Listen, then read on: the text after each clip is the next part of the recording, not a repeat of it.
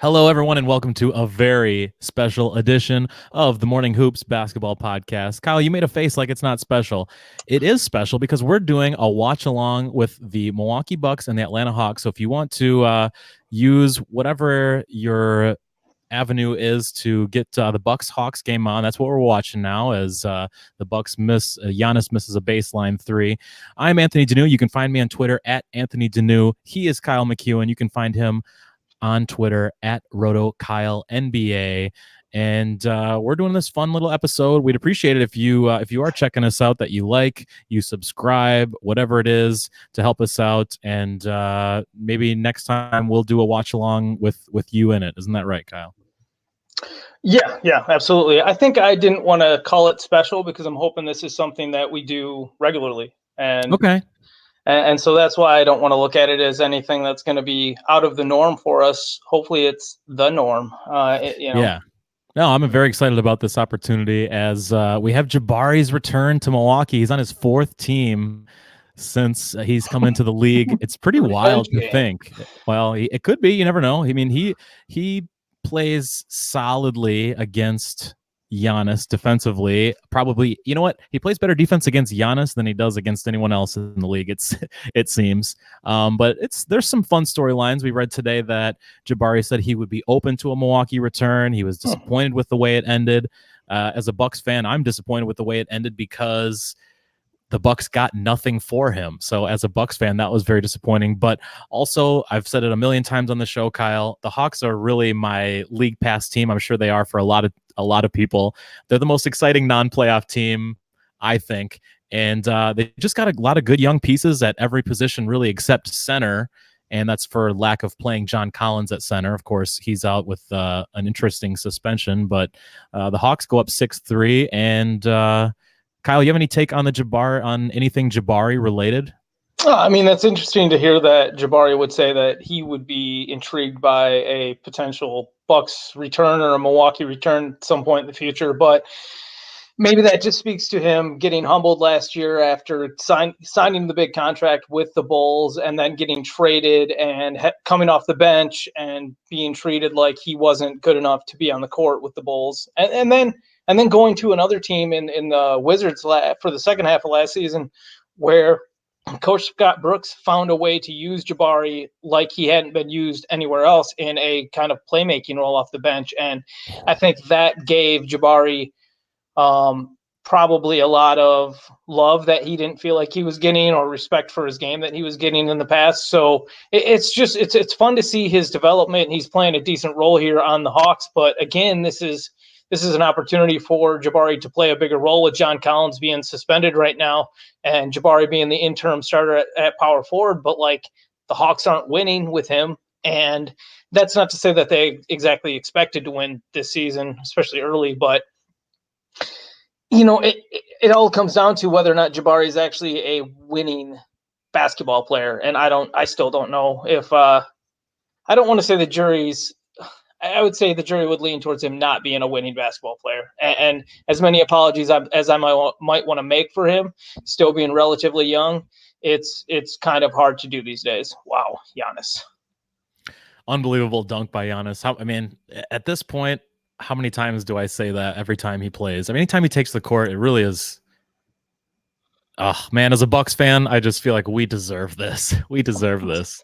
Really. I mean, if you're a fan of any team and your team is playing well, you should feel like you deserve it.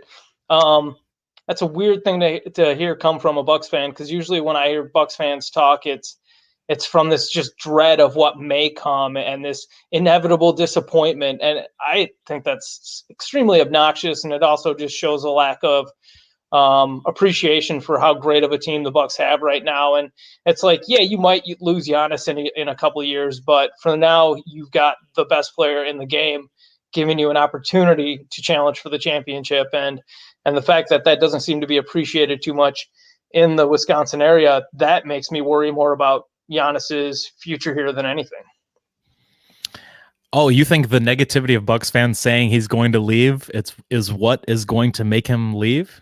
Yeah, I do. It's like a weird catch-22 where it's like, if y'all acted like you deserved, to be the number one instead of just the side chick, then maybe you would be. But the whole state of Wisconsin acts like Giannis's side chick instead of his straight up boo.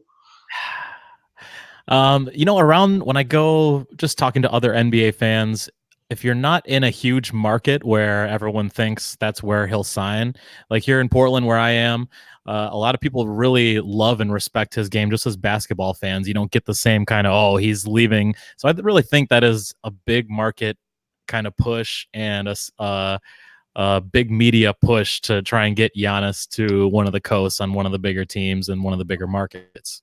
It might be, but then you still have the local markets falling into some of the clickbaity traps that are the where will Giannis go in free agency in three or 60 years or whatever. Because there was a Milwaukee Journal Sentinel article about a month ago that was all about this quote from Giannis from like April, and about how he might go somewhere else if the Bucks don't win, and it was a very conditional statement that Giannis made. And then this article was generated 6 months later, and you're just sitting there going like, what's the point of this article? Oh, it's to get clicks. And because you knew that throwing Giannis's name in something controversial would get people to come read the article, where it's like, you're the Milwaukee Journal Sentinel. You're the primary newspaper for the Milwaukee Bucks in the greater Milwaukee area in Wisconsin. So like the fact that this is the kind of trash news that you're doing, then I just don't know why you would you do that. I got a little sidetracked. My boy Red Rock B-Ball, Josh Lloyd just popped in on the chat and said woot woot, which is so thank you, Josh. Appreciate you stepping in, brother. Yeah, shout out to Josh. We got some cool stuff going on tonight. This is a lot of fun playing with some new tools, doing a new format. Right now, the Bucks and Hawks are at commercial. So far, the Hawks have hung with it, man. A lot of energy. Jabari does look good so far. What do you think about Dante DiVincenzo sticking in the starting lineup, even with Chris Middleton coming back? I was arguing on the show last night that Middleton was going to go right back into the starting lineup. The idea of DiVincenzo sticking in the starting lineup was ridiculous, and then they do it, and I look like an idiot. But in the same respect, like, it's interesting. So, what do you think about it? Do you think it'll last, or is this just like a couple of games to get Chris Middleton back into his groove? Yeah, I view this as basically another game where Chris is still injured. Like, they're not really going full bore with viewing him as healthy, and I think he will be back as the starting small forward.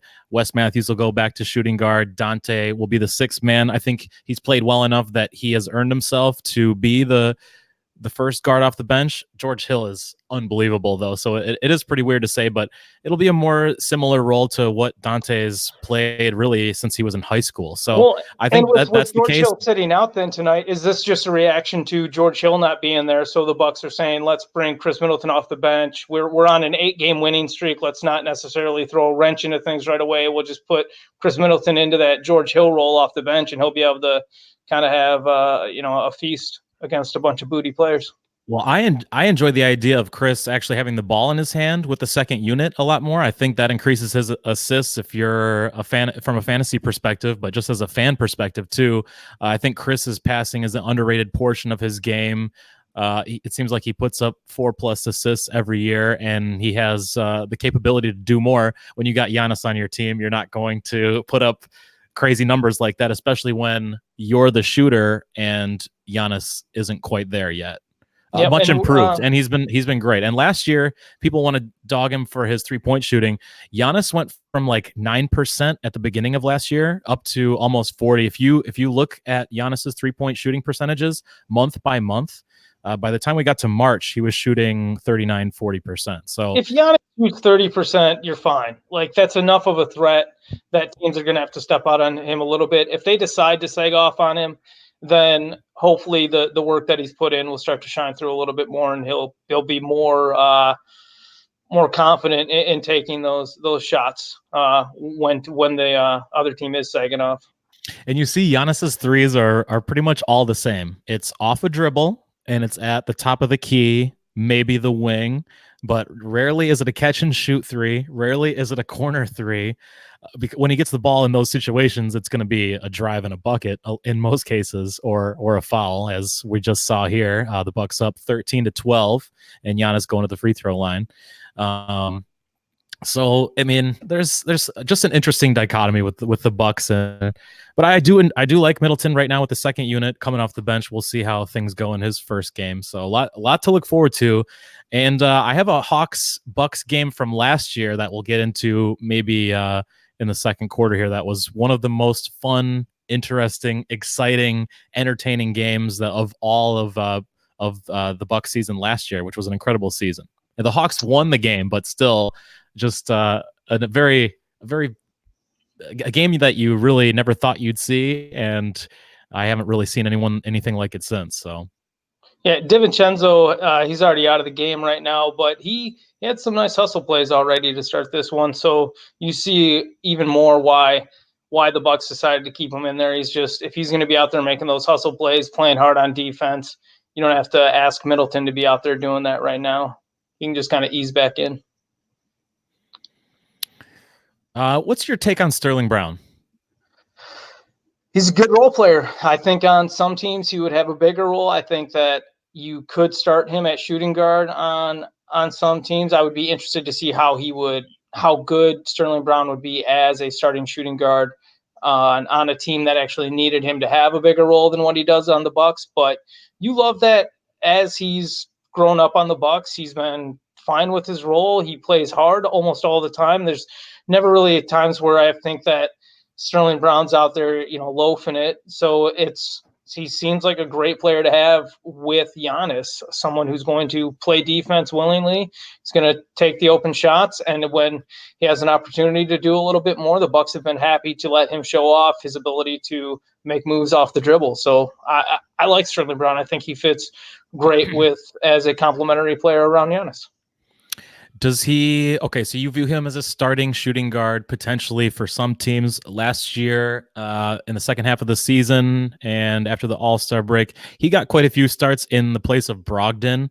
And once Brogdon came back in the playoffs, that was not the case. But so how far can Sterling go? What's his ceiling? He's currently a good role player. I agree. He's a very good defender. His shot selection is not great.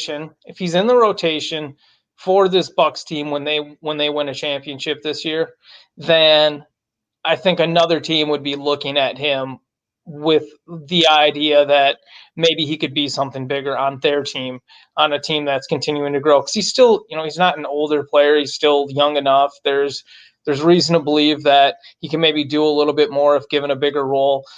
I don't know this might be the perfect role for Sterling Brown, and this is where he should be. I just don't want to close the door on the possibility that he could be something more if given or asked to do carry a heavier load. So yeah, that's all. He's 24. He turns 25 in February. Oh, hey, my brother Shannon's in here. Sterling Brown is better than Shannon Brown. This is very true. Yes. No, he's saying that Sterling Brown is not as good as Shannon Brown. Oh, wow. That's a hot take. Hot takes. That's all we got here. I suppose Shannon Brown was definitely the better dunker. Maybe even a more consistent shooter for parts of his career. He got his name out there a lot easier when you're playing for the Lakers. Yeah, yep. But hey, the Bucks are the Lakers of the Midwest. The Bucks are the Lakers of the Midwest. Okay. Of the Midwest, yeah. All right. I'm gonna remember that one. I appreciate that. These I'm watching, in addition to watching the Bucks and Atlanta game, I'm also watching the Grizzlies and Clippers game, and the Grizzlies are keeping it close. It's 18-17. Grizzlies up right now with 5 minutes left in the first quarter. So, man, it's fun to have multiple games on. This is a crazy night in the NBA. Are you going out after this, by the way? Oh, dude, this is, other than New Year's Eve, I'm sure a lot of people are in agreement on this. This is like the biggest night of the year to go out drinking. Yeah. Are you going to go out though? Yes, that's okay. A definite yes. I will be out. I'm really late. No way. You're hitting the streets of Madison. No, man, you're going to the plaza. No. I don't think so. Tonight you can find Kyle at the back booth in the corner. It's a circular booth next to a large 70s painting. No, you got to find the right bartender, the one that will actually still charge you less than the ones that don't know who you are. Yes. Good love of the plaza. So I guess for those people who don't know, Kyle is in Madison, Wisconsin, which is my hometown, but he is from Muskegon, Michigan. Yes, sir. I am in Portland, Oregon, but I am from, as I said, Madison, Wisconsin. Yep. So I grew up a Pistons fan, and Anthony grew up Bucks fans, and he's still a Bucks fan. I have kind of adopted the Bucks as the Pistons have been just complete and utter trash in the last 10 years as I've been in Madison, and being close, being able to go watch Giannis grow up and become the MVP in the NBA has been awesome and a privilege. So you and I were living together. I was in that living room with you when Giannis was drafted in 2013, and I remember being very excited about it and us talking about. I've always said that if the Bucks are going to win, and as a Bucks fan, I've been through the worst of the worst. If the Bucks are going to win and get a superstar, the only way to get a superstar and keep him is likely for him to be a foreign-born superstar, to not have the stigma of being from somewhere else in the United States and thinking of Milwaukee as, a little to nothing franchise. So the Giannis situation could not have worked out perfectly. It's more perfectly. It's unbelievable. Yep, nope. He's been a wonderful fit here, and he continues to say the right things, do the right stuff, and hopefully he sticks around for the long haul. Even if he doesn't, you might walk out of, even if he leaves in 2 years, you might have 2 championships from his time. And what more can you really ask for? If he does that for the city, then he has the right to go anywhere and not take any flack for it at all. Just give me one, dude. Just give me one. Go wherever you want. You got to have higher expectations of that than that for Giannis, man. What is your finals prediction? Are the Bucks involved? Yeah, I think it'll be the Bucks and the Clippers, but that's highly dependent on whether or not the Clippers are healthy. Okay. And then just do the Lakers or the Clippers add somebody else? Because like a lot of people expect the Clippers to end up adding Andre Iguodala once he gets bought out by the Grizzlies. So that's just another player to throw on the wing to cause issues for LeBron. And if you've got Kawhi, Paul George, and Andre Iguodala coming in to give issues with LeBron, not to mention the fact that they've got JaMychal Green and Mo Harkless as other guys to go in there and take fouls, like you can really beat the crap out of LeBron and make it a difficult series on him. And those guys are such crafty defenders too that they'll be able to at least make Anthony Davis's job harder as well. So just having multiple guys that you can send out there after those 2 dominant offensive players will be tantamount to them to winning. And I think they have the upper leg in the West at least. Yeah, I'm with you right now. To me, it's Bucks Clippers, but there's always the trade deadline and the buyout deadline. I just want to slide in a note here that I'm not pleased with Robin Lopez so far on the Bucks. It's been fairly disappointing. I know when I hear other Bucks fans on Twitter rationalize it that it's only really to have 6 fouls against Joel Embiid and to kind of have a big center to try and punish him at times in a playoff series. Okay, I guess. Last year they didn't have to go through Philly, but this year in the Eastern Conference Finals, it seems like that's kind of the collision course that they're on. But so far, not a big Robin Lopez fan. He was an awkward fit to bring in, and I think some of it was to reduce the narrative around the fact that the Bucks brought in Thanasis Antetokounmpo, Giannis's brother, which seemed like it seems like what's the right way to put it? It's like a pity ad or it's all about the narrative in regard to how it affects Giannis. This is just to say we're bringing your brother in so that you have more family here, and yeah, you know what? In the limited time that Thanasis has gotten on the court, whether it's been in the preseason or in the regular season, he has shown at least that he is an athletic and strong wing slash undersized front court player that you can use in certain very specific situations. So I don't think he's a complete zero the way we may want to, argue he is, but I think the Robin Lopez thing is just a furthering idea of saying to Giannis, like, family is important to us and all that, because the idea that you were bringing in Robin Lopez and then expecting him to shoot threes and play in this offensive system the same way that his brother is just, that was ridiculous to me. And I think that's what we're not seeing. We're not really seeing it. We're not seeing. I don't. It's just tough when you're playing against other teams' backup lineups. It's usually smaller ball lineups these days. So asking Robin Lopez to go out there and be your primary backup center, it just seemed like an odd fit and one I didn't necessarily expect to work out for the Bucks. But you give them the benefit of the doubt in some respects, because of most of the changes they've made over the last 5 years have been good ones. A lot of the Bucks Twitter, I guess, things that is making Bucks Twitter decisive or putting people against each other is DJ Wilson. And is he a good player? Is he all sorts of things? I hated the pick when it happened. I also hated the Dante DiVincenzo pick. I am a pretty big fan of each player, more so DJ Wilson. I'm actually a huge DJ Wilson fan now. And I think that he's really been hurt the most by the Robin Lopez signing, which kind of bums me out. He gets little to no minutes. If it's not a blowout or there's other injuries, he's a DNP basically each and every game. Tonight, we hope that's not the case. The Bucks are up 12 now, 29-17. So hopefully this is a DJ Wilson second half kind of game. But where do you come in on him and how Robin Lopez has affected those minutes? Or do you think that the Robin Lopez has maybe more affected like Ersan's playing time? But Ersan seems to still, he still gets regular tick. Yeah, no, it's, if DJ Wilson's missing out on playing time on this Bucks team, it's just a matter of this Bucks team being deep and him not necessarily, like, he obviously hasn't earned them.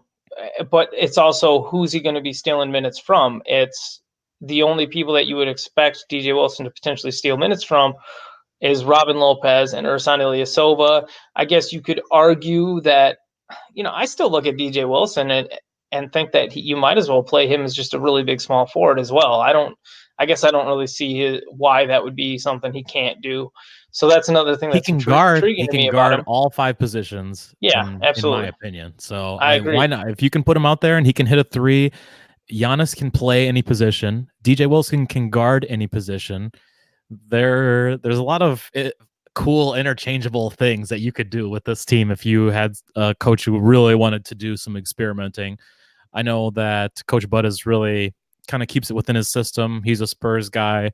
It's very consistent with his rotations in terms of who's getting minutes and also when in most cases. So I just would love to see DJ Wilson out there. It's hard for me though. Coach Bud is probably the best coach the Bucks have ever had or in my lifetime. Yep.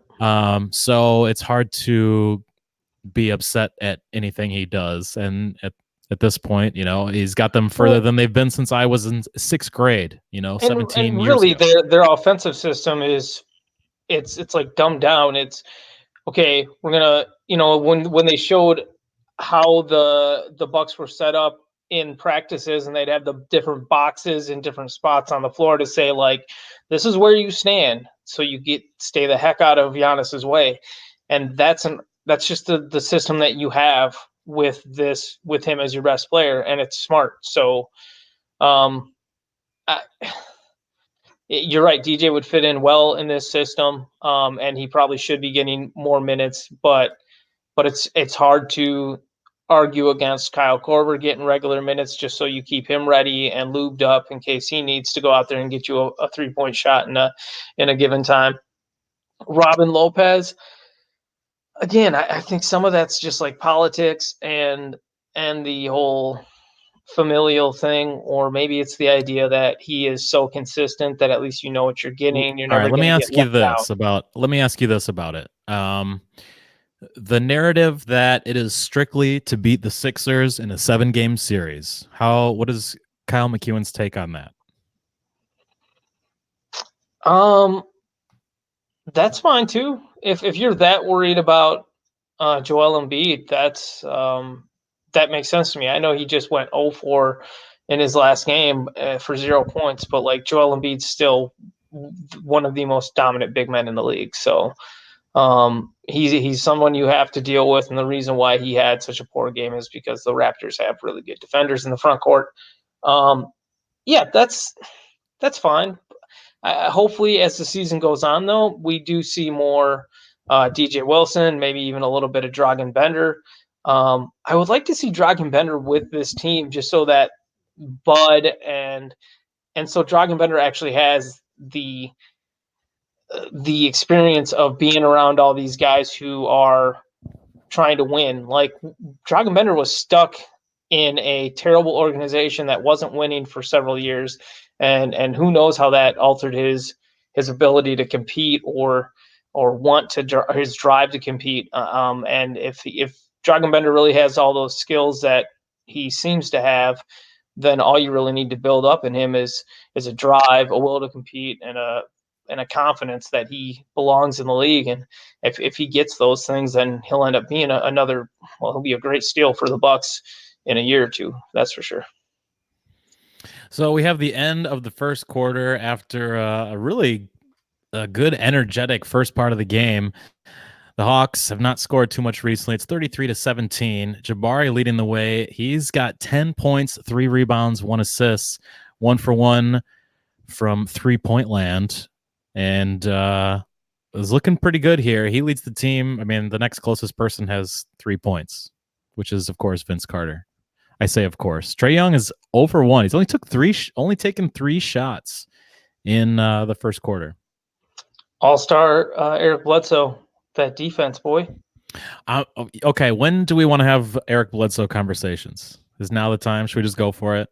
Yeah, we might as well. I mean, we're watching the Bucks, and this is what All we're right. talking about. So why do you hate him? I don't hate Eric Bledsoe. I don't view him as the proper point guard for this team. I think around Giannis, you have to have really good, consistent 3-point shooters. And I know that he is a very good cutter, and that can be very helpful too. But in my opinion, a 3-point shooter who can play better off the ball. I've talked about this before.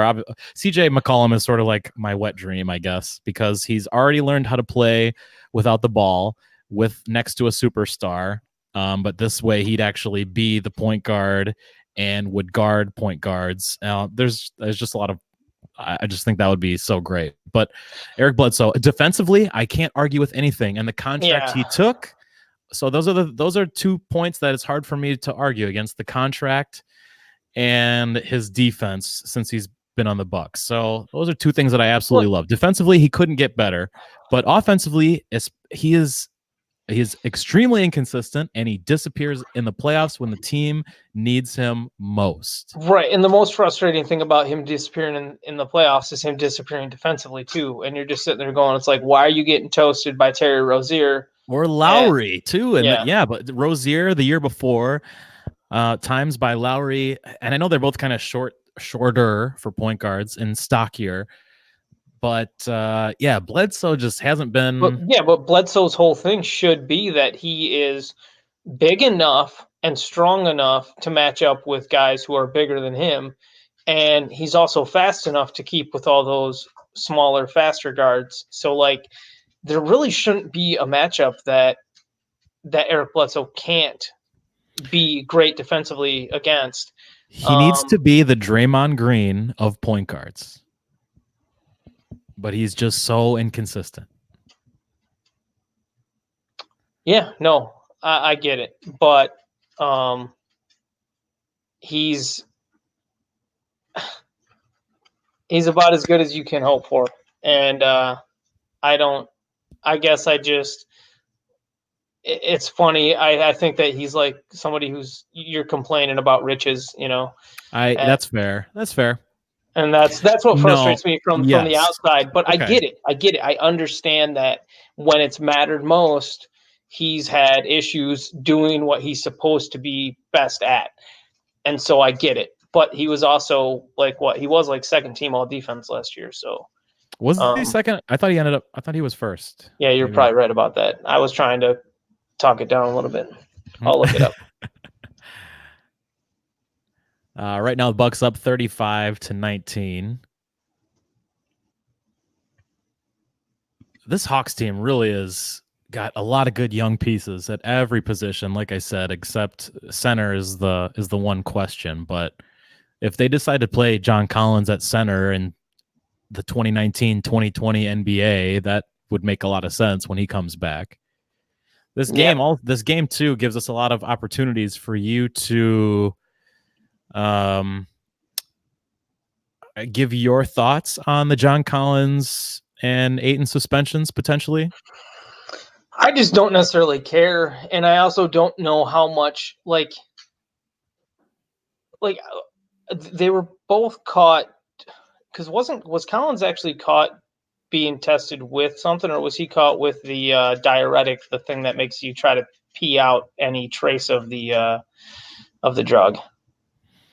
I think John Collins was actually caught with that stuff in his system. I think okay. Yeah, but regardless, what I would like there to be transparency about and a better understanding of is is this stuff used in a way to help rehabilitate the player from injury, to help keep them from getting injured due to the fact that they have lots of demands on their body and maybe can't get the rest that they need to actually heal up? Essentially what I'm offering is the idea that there are legitimate and good reasons for professional athletes to be able to take these kinds of drugs, and if they are not debilitating, if they are not being pushed on them by the organization, then I guess I have a hard time seeing how it creates a noticeable benefit for them, or in that it provides them an advantage over their opponents. Now, you could say that maybe being stronger or being healthier, those are clear advantages. And it's like, okay, well then maybe the conversation is, should everybody be allowed to take some of this stuff? And that's what I want, because ultimately I'm afraid that this is just like an extension of, fear-based drug war policies that, unless it's approved by somebody who's going to make the right amount of money off of it, then it's not safe. And I just don't know if that's so that's where my skepticism about whether or not these things are actually negatives and whether or not they should be punished at all is where I'm open-minded to not really giving a crap about whether or not players are taking growth hormone and stuff like that. Like, I just want my guys to play. I want them healthy. I want them out there on the court. And again, we've seen it with the NCAA and the stuff that they're doing with this Jameson Winston guy right now. Sometimes these organizations shoot themselves in the foot trying to police things that shouldn't even be worthy of a conversation, and then they conflate minor offenses or situations that are not offensive at all, and they make them out to be something bigger than it is, simply because some kind of archaic rule said, oh, this was dangerous or this was uncouth. And it's just like, none of that makes sense. So that's my take on all this, whether or not these players should be getting suspended. Also, 25 games, man, that's half of a season essentially, in regards to impact. I mean, I get it. It's a third of the season. I get it. But in regards to the impact of what it means for these teams, because especially if they're missing the first 25 games of the season, these are two of the better players for these teams. The Hawks may have thought they had a prayer at the playoffs. Now they don't have any. The Suns may have actually gotten off to a better start because Ayton was out due to having some more veteran leadership out there in and Aaron Baines. But there's also the idea that Ayton would have taken this huge step in his second year, and maybe he would have helped them secure an even better position than the one they've been in right now. And so it has more impact than just that 25 games that they've been suspended. Beyond the aspect that, like, careers are short, man. Missing 25 games, it just seems like an absurd overreaction to this situation. But then again, I wish I never would have heard about it. We'd just be watching these guys play basketball. It does suck. We watch basketball because we love it. We want to see the most entertaining games. We want to see teams at full strength. And you never root for injuries or suspensions. All that stuff sucks. And John Collins was such a big piece of the Hawks, like you said. They're not even going to sniff the playoffs now, where you thought maybe coming in at full strength that they would be one of those teams who is maybe playing those first 2 weeks in April with still a chance to get that 7 or 8 seed with a bunch of teams kind of log jammed in there. But I don't want to predict too far ahead, but like you said, there's 25 games seems excessive. And that's a lot when you're talking about your second best player on a team that is very reliant on their 2 stars. And, ton of usage out of Trae Young really helps to have that second guy alleviate at least some of that for Trae. But now you don't have that. Well, not only that, but Trae can be an inefficient shooter at times, and John Collins is one of the best offensive rebounders in the league too. So that's less opportunities you have to punish the other team and take advantage of your best player skill sets. So yeah, it's just not a fun situation, and one I wish we didn't have to deal with. Where are we at with this Bucks and Hawks game, brother? So Bucks are up 45-31. Lopez just hit some free throws. He's 3 of 5 from downtown and has 11 points, which is probably not too far off from his average, if I'm not mistaken. So he could have a big game tonight. And one of the common themes you and I have mentioned a few times tonight, Hawks pretty limited at the center position. They are, but I'm still very intrigued by Bruno Fernando, who we've only seen for about 5 minutes so far tonight. But Fernando. we they already had Alex Len in there as the starter to open the season, and I thought Alex Len would last the better part of the first half of the year as the starter, kind of same way that Dwayne Dedmon did last season. But it didn't take but a week or two for the Hawks to say, all right, we already know who Alex Len is. We know that he's not going to be our starting center of the future. So let's get a look at Damian Jones, who we brought in. And Jones has been all right, but he's not anything better than what we thought he was. So he's adequate. But he's probably best in a backup role. So the next guy to take a look at is going to be Bruno Fernando, hopefully. Yeah, and that really is along with the theme of the Hawks, right? Bright young players at nearly every position. So Bruno Fernando would fit that narrative extremely well. One thing I want to ask you about, because of their lack of depth and issues at center, Dwayne Dedmon, would he be, if he was still on the team, had they re-signed him, had he not gone to, I believe, the Kings, would he be their best option right now? Oh yeah, absolutely. I mean, if you wanted to try and win games at the moment, but I think one of the reasons why the Hawks didn't even entertain really bringing Dwayne Dedmon back, I think they did think about bringing him back, but they also were happy to move on because they are trying to find someone who's going to be their center of the future. And they know that Dedmon's probably not that. Having said all that, with the fact that Dedmon signed a long-term deal with the Kings and is now just coming off the bench in a limited role for them behind Richaun Holmes, maybe that's a trade that could happen where if the Hawks realize, like, Bruno Fernando's not the starter, we don't have any other options, maybe they trade for Dwayne Dedmon later this season, bring him back and say, look, he's familiar. We really like the guy. He's played well for us. And ultimately, unless somebody comes in and takes his job, he's our starting center. And at least that would allow them to keep John Collins permanently at power forward, because right now, when John Collins comes back, if if nobody's really staked their claim to that starting center job, there's a very good possibility that John Collins will end up starting at center, and Jabari Parker will stay at the power forward spot.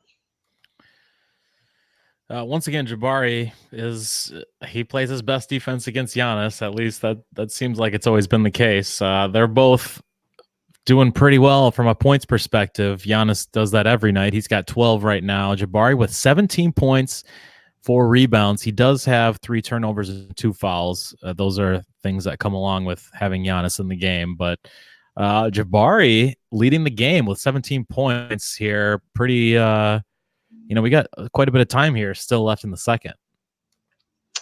Yeah, Jabari's got a score right now. Your boy Trae Young has gotten up to 11 points, so that's good to see. Not much else going on that from the Hawks side of things. At least Cam Reddish, he's only taken 1 shot and he made it, so at least he's not taking a bunch and missing them, because that's usually what he does. But Fernando with a minus 13 in the plus minus right now, but as we said, still a young developing player. Well, Jabari's just he's taking a lot of shots right now, but he's also making them, so that's good for him. He's 7 for 9 from the field at the moment. Yeah. Bucks have played 11 players so far. Looks like the Hawks are at 10. We'll see how that goes as the lead continues to increase. You figure the Bucks gonna have to empty out the bench at some point, hopefully late third quarter, just so I can get some DJ Wilson action. You do love your DJ Wilson. It's so weird. I really did. I absolutely hated the pick when it happened, and I really have turned around. Last year, watching him play on defense, some of the stuff he can do, he's something special, man. At least defensively, at the very least. And people are kind of bringing him down right now, like, oh, he didn't look very good the other night, but he's getting no consistency in terms of his playing time whatsoever. Do you mind if we don't talk about DJ Wilson anymore tonight? Yeah, that's fine. Until he gets in the game, which is going to happen. So, all right, we'll talk. I'll wait till the second half. I can hold off. I have to do it all the time. I got to bite my tongue. When we're at commercial breaks or something, you could clue us in on maybe how some of the other games are going. We got so many on right now. What is it? 1, 2, 9 games going right now. Okay, I will say this. You and I talked a little bit about Joel Embiid and how the Robin Lopez signing was a big part of that. Embiid, after going 0 for 11 and not hitting a field goal, a 3-pointer, or even a free throw the other night, he has 21 and 11 as his Sixers are up on the Kings. 26 and 12 now. He is 8 for 15 from the field and 9 of 10 from the free throw line in 26 minutes. Woo! This is what the great players do. If they have a terrible game, they come back with one of the best, and it looks like that's what he's doing. I noticed that you and Joel Embiid have the same birthday. Do we? Oh, yeah. Lucky him. I feel like he celebrates your birthday every year. He does. Joel, if you're ever in Madison, Wisconsin on March 16th, you just holla at your boy. He's a Packer fan, so let's not rule it out. I know they wouldn't be playing on March 16th, but him coming to Wisconsin isn't totally out of the realm of possibilities. Interesting. Brooklyn and Boston, there's 3 minutes left in the third. That game's on ESPN tonight. That one is 82-81 with Boston up 1 point at the moment. They just updated it. It's 89-83. Sorry. There you go. That was supposed to be Kyrie's another Kyrie revenge game, I guess, but sadly not going to happen. No. Any other games that are sticking out to you going on right now? Anything that tickles my fancy? Huh? There's plenty of games going on tonight. What is there? 14 games. You got 28 teams in action, or is that about right? Or no? Is it 15 games? Kemba Walker's already got 30 points scored with 2 minutes left in the third for that game. That's exciting to see that Kemba not only got back in action tonight, but the fact that looks like he's playing lights out. shooting the ball big. Evan Fournier's got 28 points right now. Bojan Bogdanovic has 26. So some big scoring performances going on right now. Just there's still 11 minutes left in the third quarter for the Knicks and Toronto game, and Pascal Siakam has 23 points. Yeah, some big nights happening on this 14-game slate. Magic up 12 over the Cavaliers. 7 minutes left in the fourth quarter there. If you're wondering about Markelle Fultz and his three-point shot, he has yet to take one. So jury's out. It's a weird obsession you got there on his three-point shot, man. Oh, it's what the people want, man. I don't know that anybody cares, but I'm all for you carrying the torch on that one. I mean, this guy went to like shot doctors and something in his mind. No. His shoulder. That was the old narrative. It turned out he had thoracic outlet syndrome. It's the same thing that Kyle Anderson was dealing with and finally got treated for.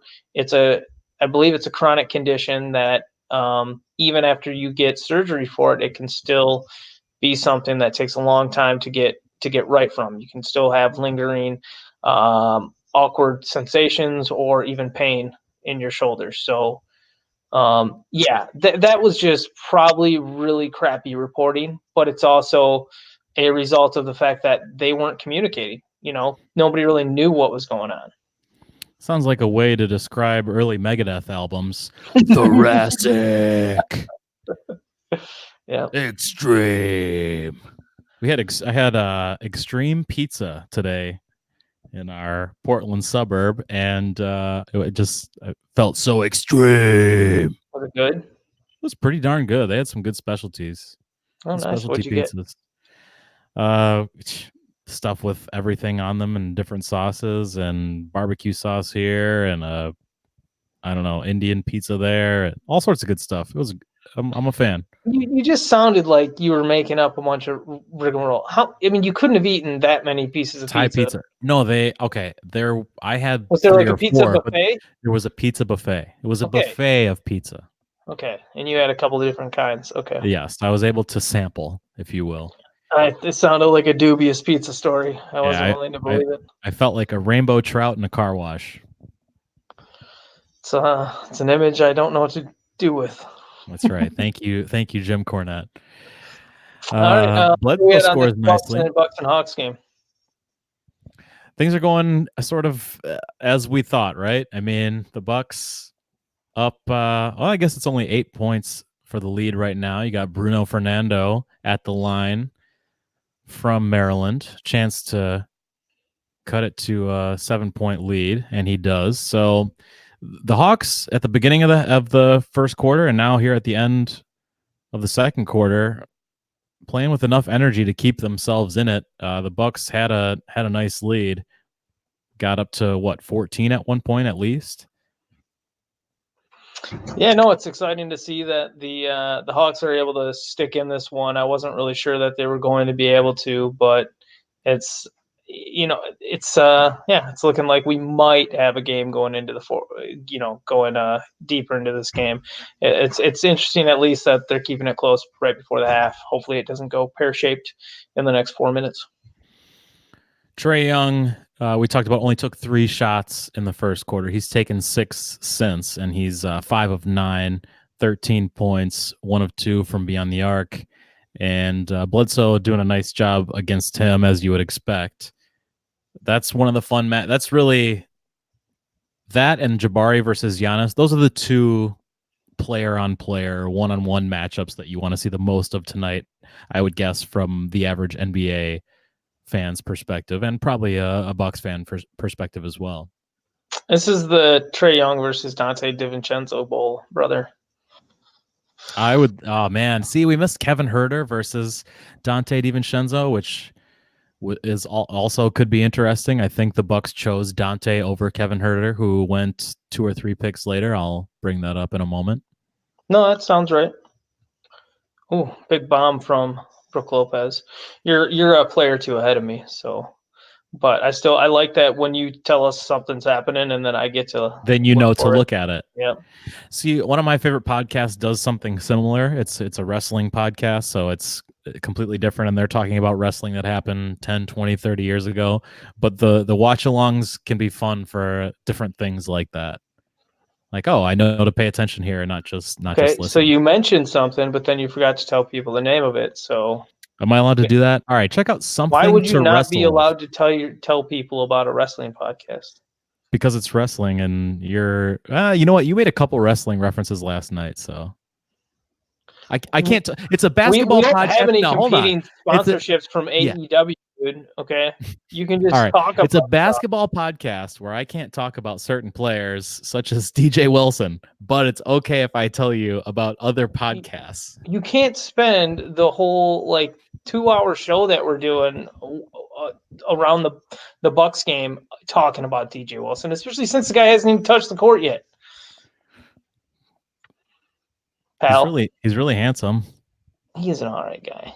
He's He got seems like a good guy. he's got feminine features, but a nice deep voice. So it's just a lot there, a lot to take in. Mm-hmm.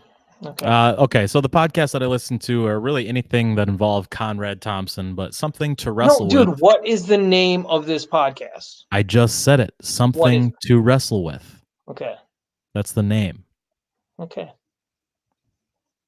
Well, I just wanted to know the name of the podcast. You kept talking about other stuff. I'm bringing it in, brother. Something to Wrestle With. Got it.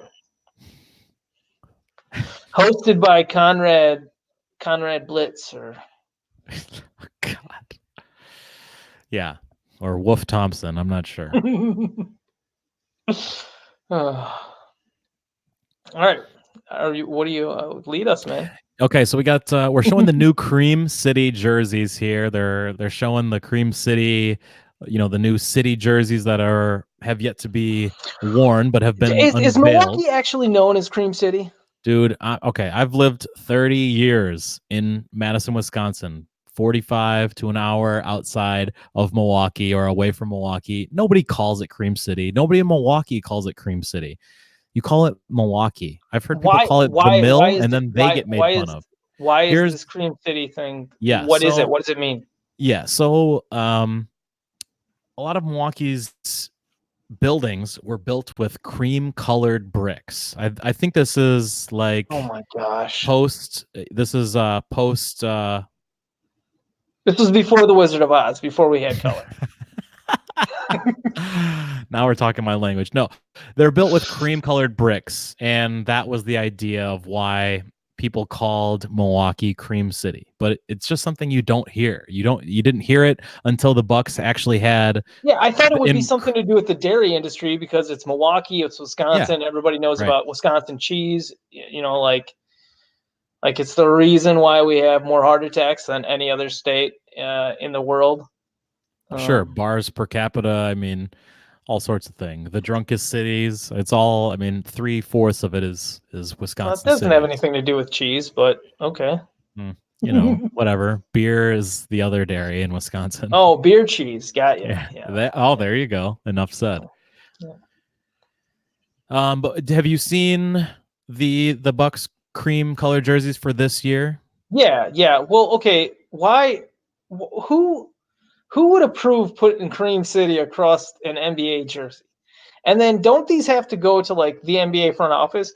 Because wouldn't somebody there be like, hold on a second? I mean, we all know what the other connotations of the innuendo connotations of cream are, and like it just seems like it's more funny and it's silly than it is like indicative of this is representative of the city. Yo, man, we Cream City. You know what I'm saying? Like it's not like that, and it's just goofy. Like why not do something else? Anyways. Bucks are up 12. They're looking at a review of a Jabari 3 in the corner. Yeah, it is a little bit weird, but did you just make a Method Man reference? Is that the weirdness to Cream that you are considering? I don't think so. Cash rules everything around me. Cream rules everything around me. Very interesting. So the Cream, like I said, it doesn't get talked about. Nobody calls Milwaukee Cream City. Cream was really most talked about when the Bucks decided to change their color scheme and use the green, the cream, and a little bit of that blue that is supposed to represent Lake Michigan, if I'm not mistaken. Yeah, like that stuff's all cool, and I love Yeah. the little three color side things that they have on the standard Yes. Bucks uniforms right now. Those are dope because it just adds that little extra sauce where you're like, oh, okay, you found a different way to add color to the uniform, to add some kind of symbolism to it, but it's also not overbearing. It's very an understated little thing. So yeah, I definitely enjoy that. But the Cream City emblazoned across the front of the jersey is just like, what are you doing? It is a little weird, and if you see the font of the logo, and friend of the show, Terrell, pointed this out for me. If you're really familiar with the city of Milwaukee and Milwaukee Electric Tool Corporation, if you look at their logo, it is almost like they really picked the font of the Cream Yeah, City jerseys from the Milwaukee Electric Tool Corporation logo. It's very similar to what you see on the Bucks new jerseys. Like I said, they have yet to wear them. Probably over the next week or two, we'll see them Christmas at the latest, I would guess. So there's other tie-ins that I think are pretty neat. But at first I wasn't a huge fan of them. Once everyone saw the shorts, then people were like, okay, now I'm hooked. Now that I've seen the shorts to go with the jersey, it all makes sense now. And you do get to see a little bit more of that blue. And $90 though for a pair of NBA shorts, man. Some of the stuff is getting out of hand. The Brewers in Milwaukee just changed their jerseys, like $400+ for a jersey, but for the NBA, $90 for shorts. And I love NBA shorts, basketball shorts, college basketball shorts. They're just the most comfortable thing ever. And $90 though, that's getting out of control, man. I think it's obnoxious though too because like if you're a basketball fan, you'd want to go out and get several different teams and several different styles, but like again, $90. Are you serious? You're talking about like I mean most people working shoot half a day if not more just to be able to Whew. find that extra cash. It's ridiculous. Giannis with a nice dunk up and over everybody. And now the Bucks are up by 9, 60-51. He's got 14 points on 7 to 10. But Yeah, that's it's why a lot a, of people use those like overseas sites oh, to dude, people buy are all their all over it. jerseys Yep. and whatnot. Yep, you check out things in other countries where the same copyrights issues don't apply, and you and trademarks, all that stuff, and people end up with NFL jerseys, like three of them for $100 over Yeah. sent over from China, Oh and yeah, they're you they're can find stitched and some. legit and Yep. everything, but they're just And you can not. find stuff that's not produced other places too. So it's yeah, if you really want something, you can find it. Granted, you might also find yourself just not getting something every once in a while, or you DeAndre get the wrong thing sent Deon, to you. That happens too. yes, yeah, that's a bummer. DeAndre Bembry almost had his career ended because people are too close to the court on the edges here. I didn't notice that as being an issue, but that's okay. Bembry, Steele, back to Evan Turner. Evan Turner, I know you're not a fan. A lot of basketball fans are not really into watching Evan Turner's style of play, but the the difference of styles between him and Trae Young is great. And you hear so much in sports, maybe especially football with running backs. Oh, it's change of pace. He changed the pace. He does things a little bit different than our main guy, and that's what makes him effective. Evan Turner is really the opposite of what you get out of Trae Young, not just in size and stature, but also style.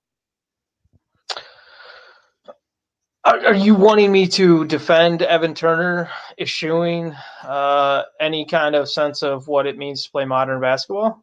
Like, I wanted you to take it wherever you wanted to. I thought you liked this because it made sense for Evan Turner. Like if you're gonna have a guy who plays the opposite of what we need out of today, then have it be the backup point guard who comes in. It's really the opposite of what you're gonna see from our normal guy. the only thing I like about Evan Turner as a counterpoint to Trae Young, or the fact that they look at Evan Turner as the backup point guard, is because when you look at the Hawks bench now, it's just a bunch of guys who have a little bit of playmaking skill, a little bit of ability to work off the dribble, but none of them are your like would be deemed a primary ball handler. There'd be a secondary or third dairy ball handler, and so that's what's interesting to me is that on a team that is so dependent on one guy running the show, when they don't have him, they've essentially said, we're going to go to a utilitarian offense where everybody has an ability to attack or set up other guys coming up the court. So that's what's interesting to me. Coming up at halftime, Kyle and I are going to take a quick break, but of course, we're going to keep everything going. We'll be back for the second half. And I just want to let you guys know what's going on. Check us out on YouTube. Check us out on iTunes, on Spotify. Make sure you guys like us, subscribe, whatever you can do, help us out. We appreciate you. You can find Kyle on Twitter at RotoKyleNBA. Which I would hope you'd already know because that's where you'd be watching this right now. Thank you. Exactly. Most likely, unless we've gotten this outputted to a podcast, which it's going to have to be in the longest podcast. And I don't know, will it be awkward or will it be entertaining? I'm guessing my dad will check it out. Then again, I thought he was listening because you asked me if I was going out after the podcast tonight, and I said yes. And not too much longer, I got a text from my dad saying, "Are you going out tonight?" He just wants to make sure that you're safe and that you take an Uber or a Lyft so that you don't get yourself hurt or anything. You're not wrong, brother. 30 seconds to go here. Jabari looking to break down Dante, takes the step back three, no good. Connaughton pulls in the rebound, and now Giannis to set things up. One final possession. The shot clock is off. The Bucks are only up by 4 now. Hawks really making a play for it here at the end of the first half. Dante sets a screen for Jabari. You get the switch. Now Trey has to go back to Dante for 3. No good. 4-0. 2 seconds left. Trey for 3 from Jabari, and it's good. The Bucks go into halftime only up by 1 point. Trae Young heating up, man, and he looks good. He looks confident, and the Bucks did not put it away like you would have expected. A very fun game so far, Kyle. Yeah, absolutely. It's awesome that the Hawks are able to stay in competition for this game going into the half. Gives us something to look forward to for the third quarter. Looking at the leading points getters or scorers so far tonight, we've got several guys getting their work in and scoring 30 points. Joel Embiid's leading the way with 32. Pascal Siakam's got 30. Kemba Walker 30. Evan Fournier 30. Bojan Bogdanovic 30. And then the next highest is Jabari Parker with 25. So a lot of bucket getters getting buckets tonight, and that's fun to see. It's been nice to see Evan Fournier step up with Vucevic and Aaron Gordon being out. Fournier's definitely taken on a larger scoring load consistently, so that's been nice. Lots of good stuff to talk about, and we will get back to it in the second half. We will return in just a few minutes. Thank you for staying with us, and we hope you enjoy our broadcast here with Morning Hoops. I'm Anthony Deneau. He is Kyle McEwen. We'll see you guys in the second half. We'll be back in like 5-10 minutes, y'all. No worries.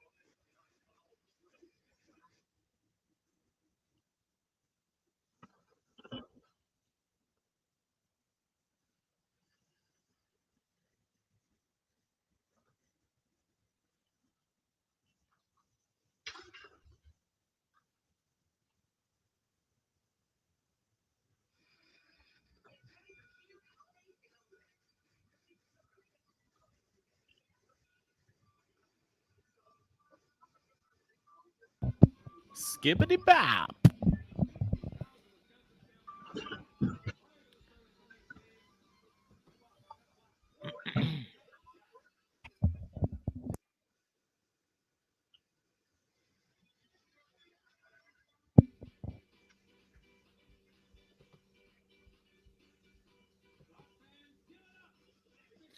All right, folks, we're getting ready to wrap up our break or wrap up the halftime, I guess. Halftime entertainment on League Pass can be pretty fun sometimes. All sorts of weird stuff. Circus acts, jugglers, balancers, women with plates that don't break. A lot of fun on NBA League Pass. People dancing. You love a good kiss cam every now and then. Fan plants by the team to make people eating mayonnaise, all that stuff. But the Bucks only up by 1. Kyle, you looks like he's about to rejoin us here.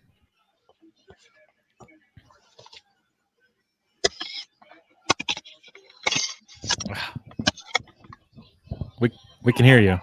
Jesus. How's it going, Kyle? Is that a lot of noise? There was a lot of noise there. Sorry about that. It's all right. We still love you. I speak for myself. Was it the buzzing noise? No, it was not. It was just me being an idiot. Okay. I'll make sure not to turn my microphone on before I get situated next time. Lesson learned. Oh, biscuits. Any watching? Anything you took away from the first half other than defensive inconsistencies? No, I mean, who knows what this is? Maybe this is the guys all looking forward to Thanksgiving and having a day off. Hang on a second. Fell in love in a hopeless place. Fell in love in a hopeless place. Oh, live streaming when your dog's getting into something. That's always good. What is your dog getting into? One of the treats I bought from the coffee shop earlier. Something for him me or to eat. a For treat? me. One of Not your for treats? him. A Kyle He's trying treat? to take advantage of the fact that I'm distracted. What is a Kyle treat? It's an O. Henry bar that's like homemade. All I heard was calzone from Glass Nickel. Oh my gosh, that is a Kyle treat. That is definitely a Kyle treat. But has this Bucks game? So let's get rolling with it. Come on, guys. Come on, Fox Sport Wisconsin. Tell them let's get going. Yeah, kind of. As a fan, like watching a blowout is never as entertaining as when you're barely beating a team. It's awful, but after you watch a blowout, you're kind of like, all right. There was nothing exciting happen. I'm not saying, I would love for the Bucks to. It's great that the Hawks have kept it close, but like I don't think the Hawks have a chance to win this game. I mean, maybe, but I feel like we're going to see the Bucks step out in the third quarter and just destroy the Hawks, and then we're not going to see the starters in the fourth. That's what I think is going to happen. Okay, so we saw some potential improvements to the NBA going to the 2020 or the 2021-2022 season. A lot when I talk to casual fans or former NBA fans, people who love basketball but don't watch the NBA, or they think, the purest basketball is played on the high school, collegiate levels. One of their issues with NBA is that a lot of people think the first half is meaningless. What is your opinion on that? I guess I don't understand it. Look, if you don't like the NBA, you don't like the NBA. And that's fine. If you want to try to look at the NBA and compare it to college and say that this or that is different, so you don't like it, cool, whatever. I don't care. I like the NBA, and I like all the narratives and the characters that are in the league, and it intrigues me. I love seeing the changes to the league and the way that teams choose to try to build their rosters in, as a reaction to other teams and to other great players. So, it's for me. I love how diverse the NBA in the kind of teams that you play from night to night. Like, it might be a team that pushes the ball down low with a Joel Embiid a lot, or it might be a team that has a power forward, whether that's Draymond Green or Nikola Jokic, who's the primary facilitator. Like, there's just so many different kinds of teams out there with so many players who have unique and fun games to watch. The things you're saying are incredible, and I love hearing your insight. However, the audio that is playing in your background is not the best. That was Two during girls, halftime. one cup audio. You just actually saw a reaction video from Kyle while he's doing NBA takes. No, I foolishly had turned on the audio during halftime, and I forgot to turn it off. So thank you for pointing that out, and sorry to the listeners for having to deal with my idiocy. I did the same though. I turned my audio on halftime, and that's why they had me singing Rihanna before you actually came back into the shot. The Bucks up by 2 now, so things sticking close here. Bledsoe, less than a minute in, has the ball basically punched back into his face, and we'll see how that goes. A little James Harden treatment, except he stayed out there though, so he's good. Yeah, he took it right to the face. Pretty good. Yeah, that'll be one of the fun highlights afterwards, or maybe something that becomes a meme. Oh man, Trae Young just shucking and jiving to the rim with his handles. It's fun to watch. He's something special. I thought at some point we would get into your initial thoughts on Trae Young and how he has really broken out of your expectations for him.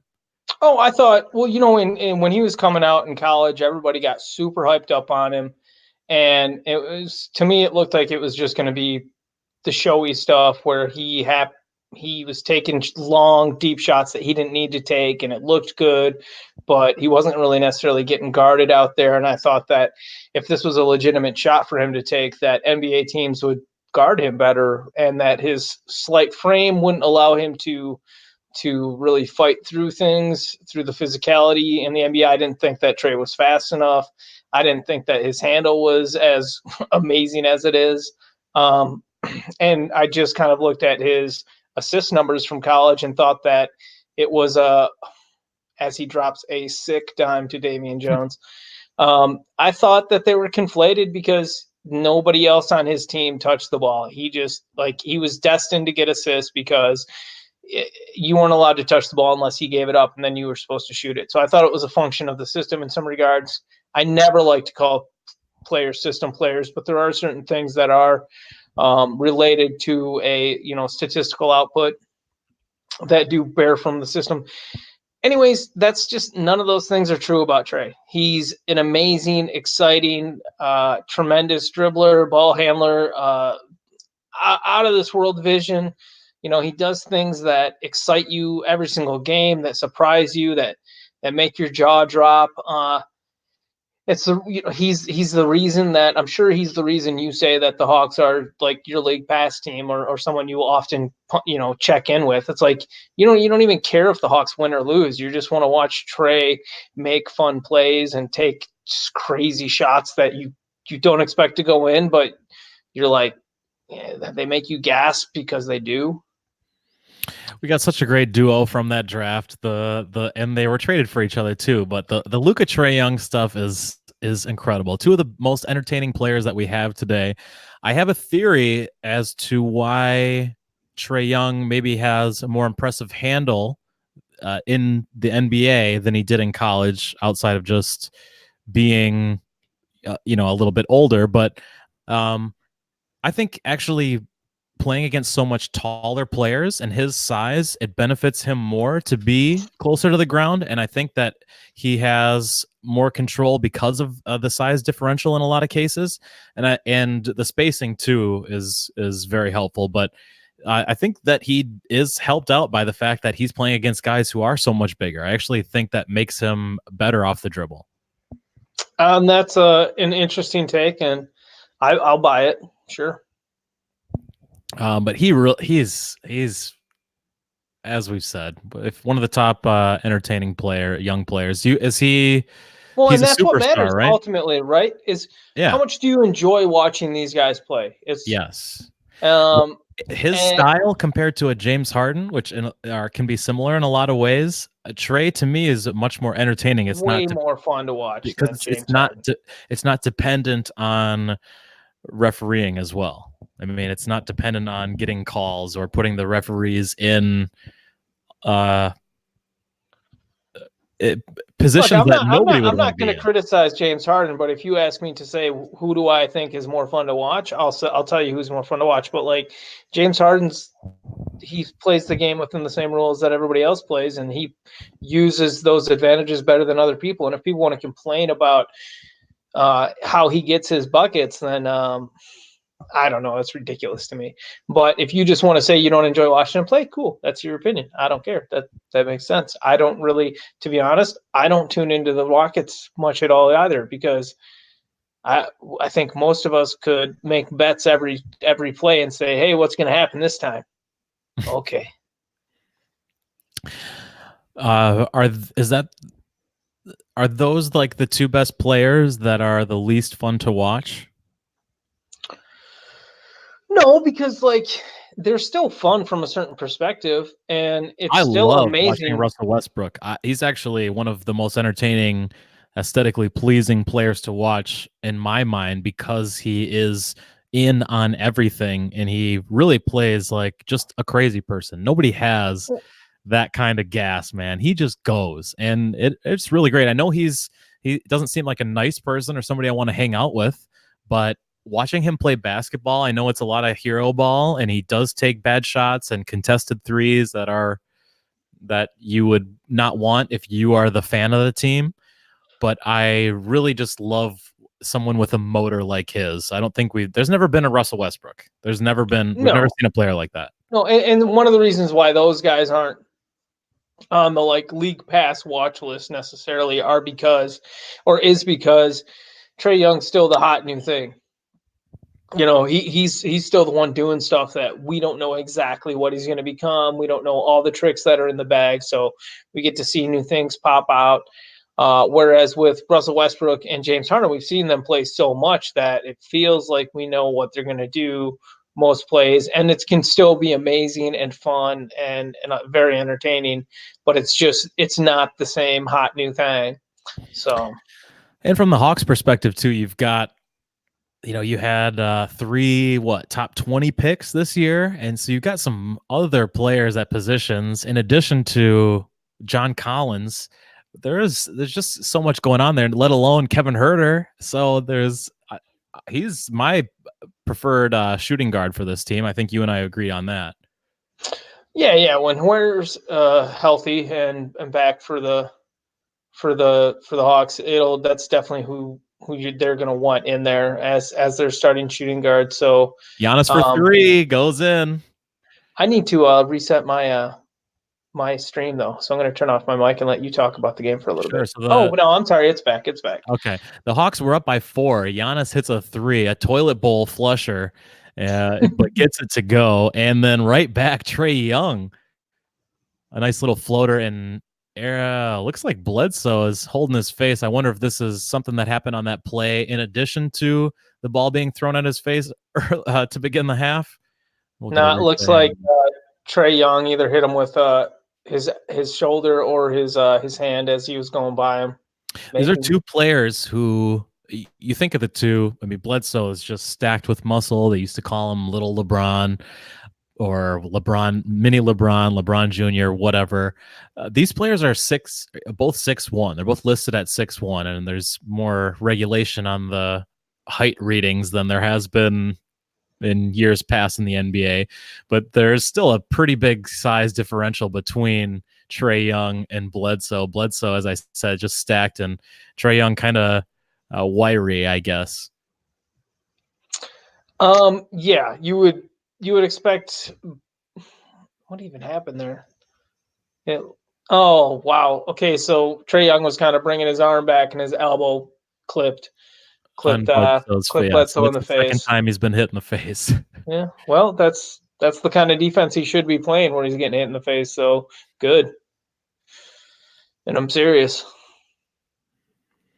What is your take on DiVincenzo? I guess I talked about my perspective as a Bucks fan, but from the outside, sort of looking in, is he just is his?